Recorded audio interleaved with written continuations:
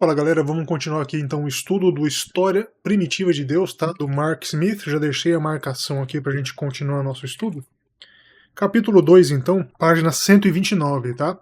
Yahvé e Baal, tá? O temido Baal, aquele que é representado inclusive na iconografia com uma ideia inclusive de assimilação a demônios, né?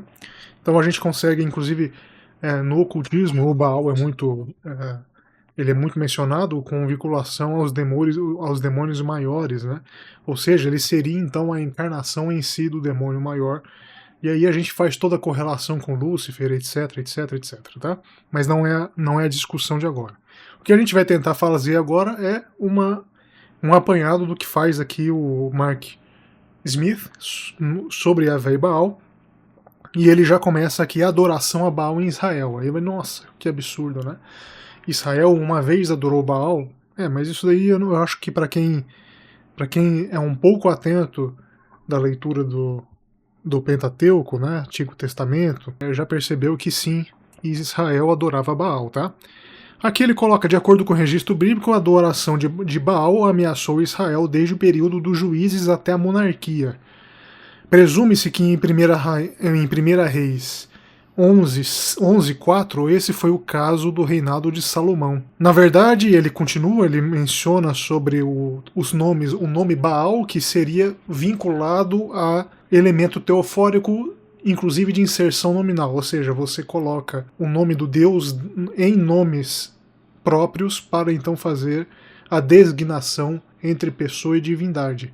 Isso daí também relacionado, inclusive, à própria era monárquica, muito comum, inclusive. Né? Aí ele coloca nomes como Baal, como elemento teofórico, como Jerobaal, Isbaal, Meribaal, têm sido tomados para indicar que a sociedade israelita, incluindo alguns círculos reais, via a adoração de Baal como uma prática legítima. Na verdade, alguns estudiosos interpretam esses nomes como evidência tanto de que Baal era um título de Yahvé, quanto de que o culto de Baal coexistiu com o culto de Yahvé. Por que título? Porque Baal significa Senhor, né?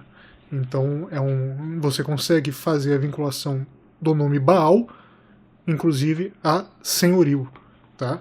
Assim como você faz, você tem essa vinculação, por exemplo, Flávio Joséfo. Né? O nome de Flávio Joséfo era Flávio Joséfo? Não, era Joséfo de Flávio, família flaviana. Isso daí ainda percorre até os dias atuais, tá? Não é nenhum mistério. Aqui na página 131, aí depois ele continua sobre que Jezabel, né, perseguiu os profetas de Yahvé, mas providenciava pagamentos aos profetas de Baal e Asherá, né, conforme 1 Reis 18:19.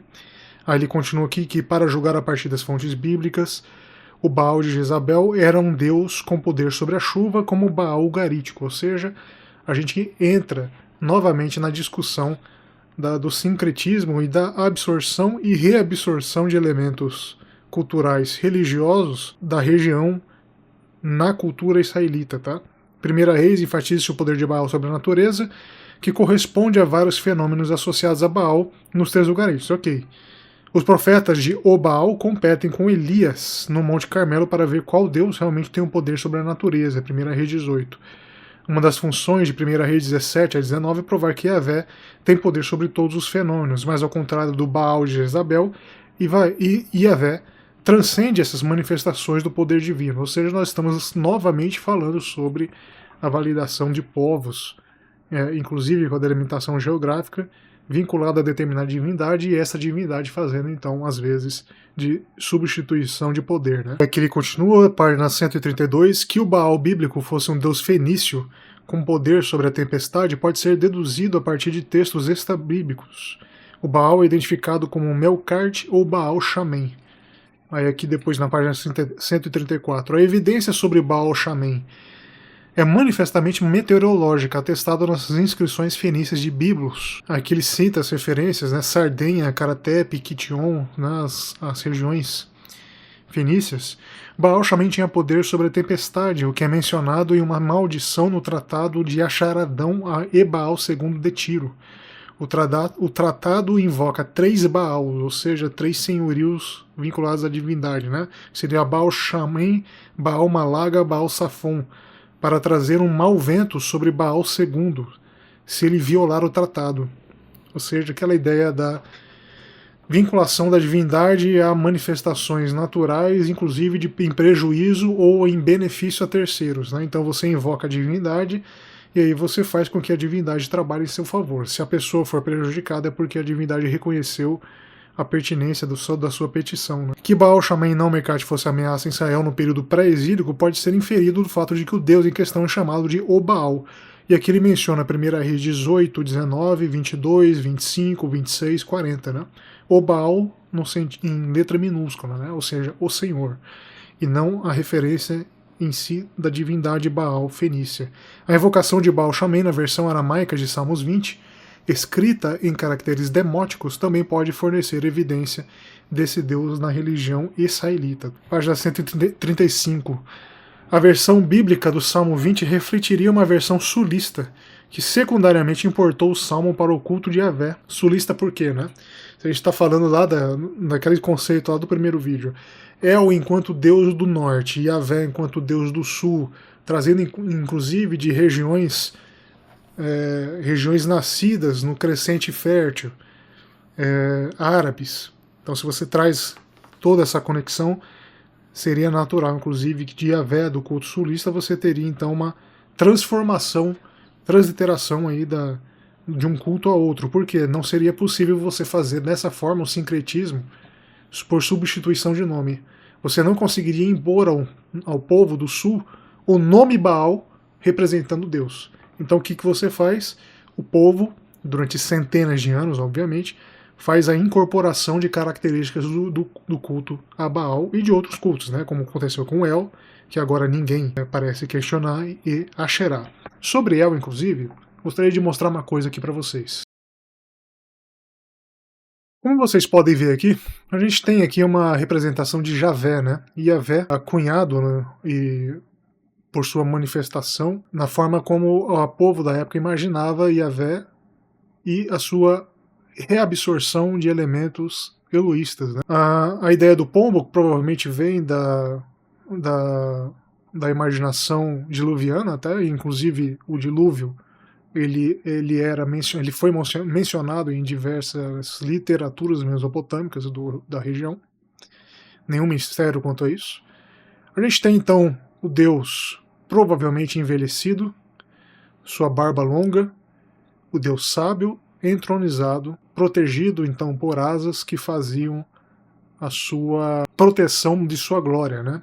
Aquela ideia da asa dos querubins que protegem a glória e que não fazem então dissolver o humano, o mortal, que tente então vislumbrar a glória do Deus que está sendo revelado. Por isso que a gente tem aquela discussão de Moisés, que utiliza meios ou artifícios para então esconder a glória que resplandecia em seu rosto, porque ele teve contato direto com a divindade então resplandeceu em seu rosto e os demais não conseguiam olhar ao seu rosto. Para isso ele usava uma máscara, né? Um tecido, um pano, para que a glória não ofuscasse a terceiros. Repare o seguinte, quando a gente conversa sobre esse tipo de assunto, a gente não está falando necessariamente de aquilo que uma crença ou não professa. A ideia aqui é só demonstrar para vocês o que já foi pesquisado sobre determinado assunto vinculado a uma divindade. Então, se você faz a associação da sua fé a essa divindade, que já foi inclusive debatida por círculos teológicos, aí não é um problema da pesquisa, né? É um problema seu. Aí ela fala que, então, página 135, a versão bíblica de Salmos 20 refletiria a versão sulista, que secundariamente importou o salmo para o culto de Yahvé. Nesse caso, a versão aramaica pode ter derivado de um predecessor do norte de Israel. Se assim for, a referência a Baal Shaman poderia refletir o impacto desse deus na região israelita. Página 136. Em suma, a evidência bíblica sugere que o Baal fenício de Acabe e Jezabel era um deus tempestade. A evidência extra-bíblica indica que o Baal de Carmelo e Baal Shaman também eram deus da tempestade, enquanto esse não parece ser o caso de Melkarte. A partir dos dados disponíveis, seguindo-se, e aqui ele menciona o sujeito, Baal Shaman foi o Baal de Jezabel, tá? Eles fazem então uma conexão entre um Baal e outro. Qual que é a importância então da identificação do Deus da tempestade? Porque o Deus verdadeiro, ele necessariamente apazigua a tempestade, já que, em regra, a tempestade tem a ideia de dominação, né? No imaginário antigo, e talvez até atualmente, né? A tempestade é algo incontrolável. Somente controlável por manifestações supernaturais, né? Sobrenaturais. Nunca o homem conseguirá dominar a tempestade. Então, uma vez dominada a tempestade, isso não advém do homem, e sim do Deus adorado. Página 137. Enquanto Yahvé era o principal deus do Reino do Norte e patrono divino da dinastia real do Norte, Baal também desfrutava da devoção cultica. Acabe e Jezabel também talvez tenham criado uma visão teopolítica diferente. Enquanto o culto de Yahvé continuou no Reino do Norte, Baal talvez foi elevado como o deus patrono da monarquia do Norte, criando assim uma espécie de unidade teopolítica entre o Reino do Norte e a cidade de Tiro, tá? Claro que essa unidade teopolítica, nós estamos falando sim de uma ideia de formação de Estado, né? Ele continua aqui bem interessante, né? A partir de várias declarações do texto bíblico, que embora Acabe e Jezabel tenham tentado promover Baal, pode não ter havido inicialmente nenhuma tentativa correspondente por parte da realeza de livrar o norte do culto de Yahvé. O norte já dominado, né, pelo imaginário de Yahvé, isso por a absorção de características de El. Né? Embora as queixas de Elias deem essa impressão. Que ele cita 1 Reis 18, 22. Acabe não era bem o apóstata do javismo que as polêmicas bíblicas de 1 Reis 16 e 21 apresentam. Os filhos de Acabe, Ocosias e Jorão, têm nomes javistas. Após seu conflito com Elias, Acabe consulta profetas javistas, 1 Reis 20, 13, 15, 22, 28. Na presença de Elias, a quem ele chama meu inimigo, 1 Reis 21, 20, Acabe arrepende-se, o que requer um adiamento da punição divina.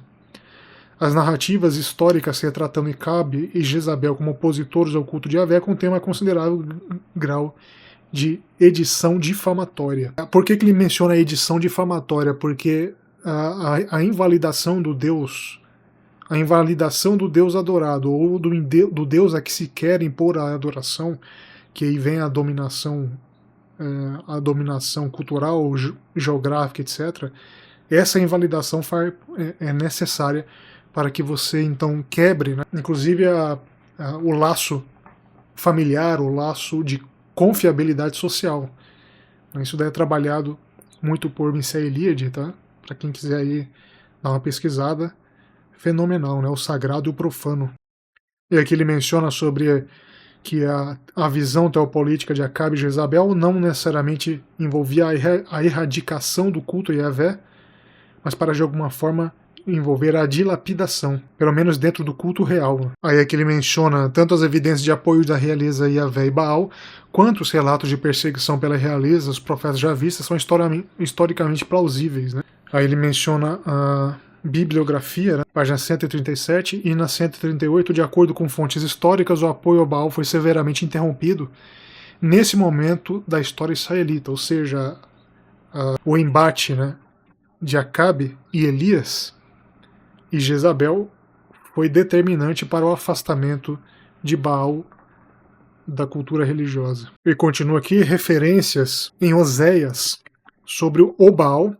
Ele menciona 2.10, Oséias 2.8, 13.1 e os Baals 2.15, 11.2 adicionam mais evidências de adoração a Baal no Reino do Norte. Oséias 2.16 inicia uma seção que lembra imagens especialmente rememorativas de Baal. Ideia de absorção, né? Você absorve e você reaplica os conceitos absorvidos à divindade que você adora. De acordo com alguns estudiosos, Oséias 2.18 joga com Baal como um título de Yahvé e indica que alguns israelitas do norte não faziam distinção entre Yahvé e Baal. Tá? Isso aqui é importantíssimo. Né? A não distinção é a característica básica de absorção, que é o que aconteceu com Yahvé e El. O versículo declara: e naquele dia diz Yahvé, tu me chamarás meu marido, e já não me chamarás meu Baal. Tradução específica aí do original, né? A substituição de Yahvé por Baal continua dramaticamente em Oséias 2:23. Esses versos ecoam a mensagem de Baal a Anat. Nesse discurso, Baal anuncia a Anat que a palavra que ele compreende será revelada à humanidade, que ainda não a conhece, ou seja, a ideia da palavra oculta, né? Importantíssima, inclusive, para o desenvolvimento da religião fundacional, né? A religião que funda determinado povo que está então situado ou que precisa se situar em determinado espaço geográfico. Então, a partir do momento que você tem a palavra oculta revelada ao povo, o povo então tem o sentimento, tem não, né? Ele se faz, né, enquanto pertencente à própria divindade. Aqui ele menciona KTU 1.4 de Baal, né, na manifestação meteorológica. Ele inicia aqui com um verso, tá? 139, e depois ele coloca e as massas, como se fosse uma poesia, né? E as massas da terra não entendem, entre aspas. Venha, entre aspas, o que eu lerei agora, tá? Venha e eu revelarei no meio da minha montanha divino Safon, no santo lugar, no monte da minha possessão, no lugar agradável, na colina da minha vitória. Aí diz o autor, com a vitória na mão, a mensagem de Baal pressagia um glorioso paraíso natural na terra, por meio da intervenção de suas chuvas frutificantes. Aí ele faz a correlação entre o KTU 1.4, 5 a 7, com Oséias 2, 23 e 24. Naquele dia eu atenderei, e eu responderei o oráculo de Yahvé. Eu responderei aos céus, e eles responderão à terra.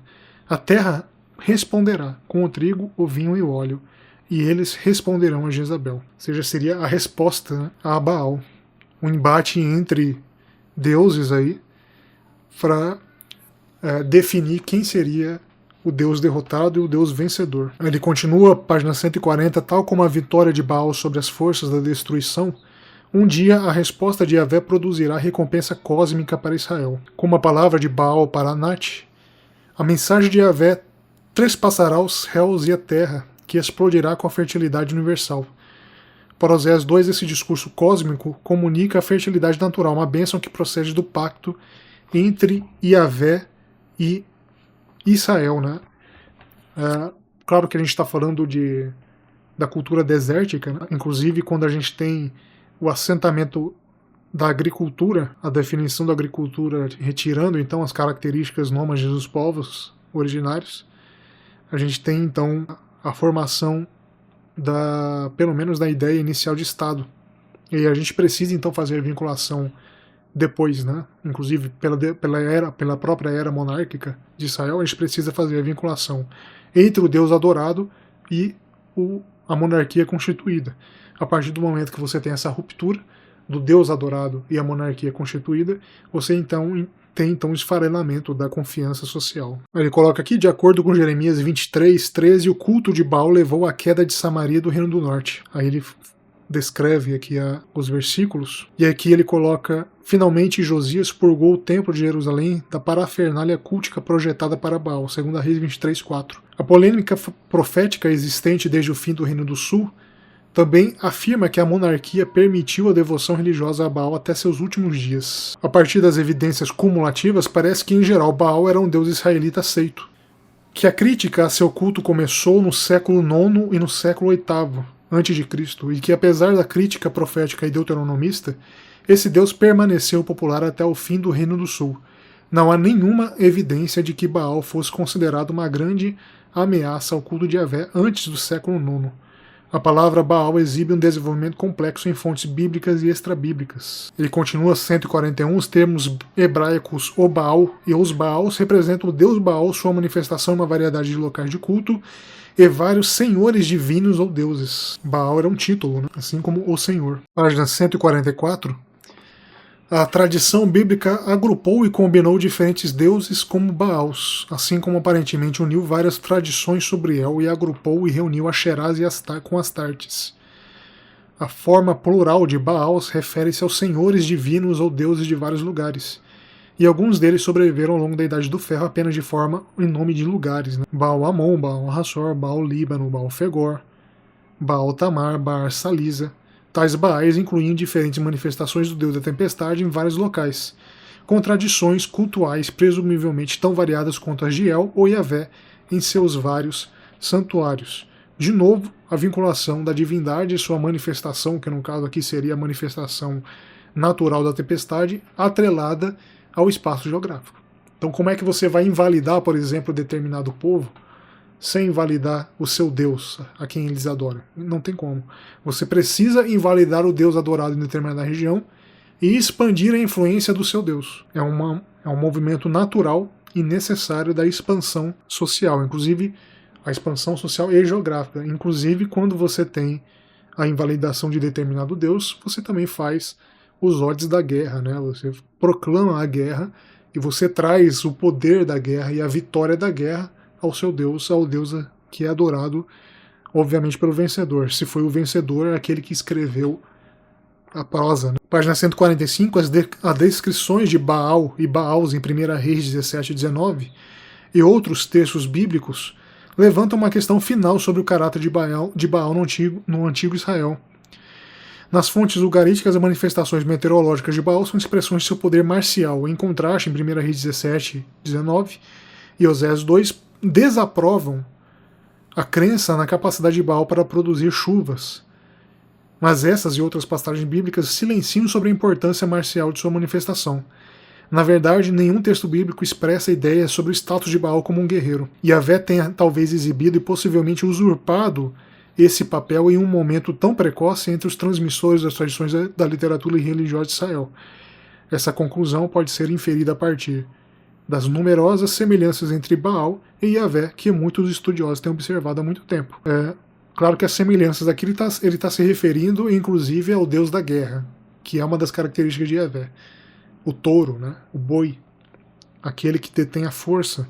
E Baal tinha essas características na cultura religiosa fenícia. Né? O Garit, elencando as características de Baal, faz então a menção de Baal enquanto deus da guerra. E aqui depois ele, na página 146, ele coloca imagens de Baal e Yahvé. Eu vou deixar isso aqui para um próximo vídeo, tá? Porque esse aqui já ficou longo demais e esse capítulo é muito importante. Eu vou tentar fazer um apanhado o mais próximo possível do que é dito pelo autor. Tranquilo? A gente se vê então no próximo vídeo. Grande abraço.